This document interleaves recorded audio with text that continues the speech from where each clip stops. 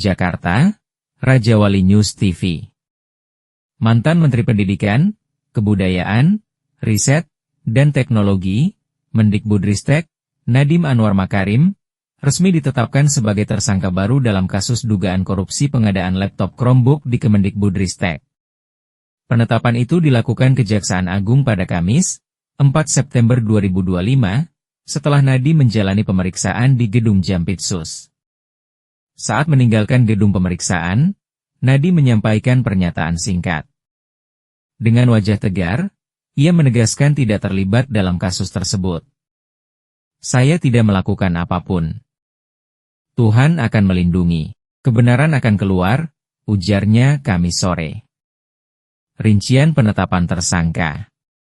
Direktur Penyidikan Jampitsus Kejagung, Nur Cahyo Jungkumadio, menjelaskan bahwa penetapan tersangka dilakukan setelah penyidik menemukan keterkaitan kebijakan Nadiem dengan pengadaan perangkat TIK. Pada tahun 2020, NM selaku Mendikbudristek merencanakan penggunaan produk Google dalam program pengadaan alat TIK, padahal pengadaan belum dimulai, jelas Nur Cahyo. Nadiem dijerat dengan pasal 2 ayat 1, atau pasal 3 Yungto pasal 18 Undang-Undang Nomor 31 Tahun 1999 tentang Pemberantasan Tindak Pidana Korupsi, sebagaimana diubah UU Nomor 20 Tahun 2001, Jo pasal 55 ayat 1, pertama KUHP.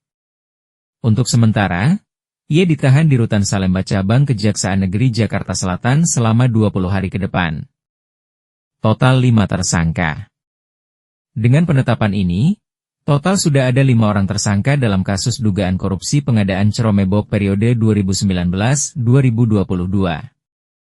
Sebelumnya, Kejagung menetapkan 4 tersangka lain, yakni JT, Juristan, staf khusus Mendikbudristek periode 2020-2024.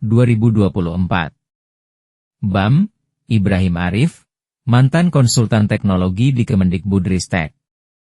SW, Sri Wahyuningsih, mantan direktur sekolah dasar yang juga menjabat sebagai kuasa pengguna anggaran tahun 2020-2021. Mul, Mulyatsyah, mantan direktur SMP yang juga kuasa pengguna anggaran di lingkungan Direktorat Sekolah Menengah Pertama pada periode yang sama. Keempatnya diduga berperan dalam perencanaan hingga pelaksanaan program digitalisasi pendidikan yang bernilai triliunan rupiah. Kasus masih bergulir. Kasus pengadaan Chromebook ini menjadi salah satu perkara korupsi terbesar yang melibatkan sektor pendidikan dalam beberapa tahun terakhir. Program yang awalnya digadang-gadang untuk memperkuat digitalisasi sekolah justru diduga disalahgunakan oleh pihak-pihak tertentu. Penyidik Kejagung memastikan proses hukum akan terus berlanjut dengan memeriksa saksi-saksi tambahan dan menelusuri aliran dana. Publik ini menantikan perkembangan sidang dan pembuktian di pengadilan. Meski menyandang status tersangka, Nadiem menegaskan akan menghadapi proses hukum dengan keyakinan bahwa kebenaran akan terungkap. Tim Raja Wali melaporkan dari Jakarta. Kejujuran adalah nomor 1. Allah akan melindungi saya. Insya Allah.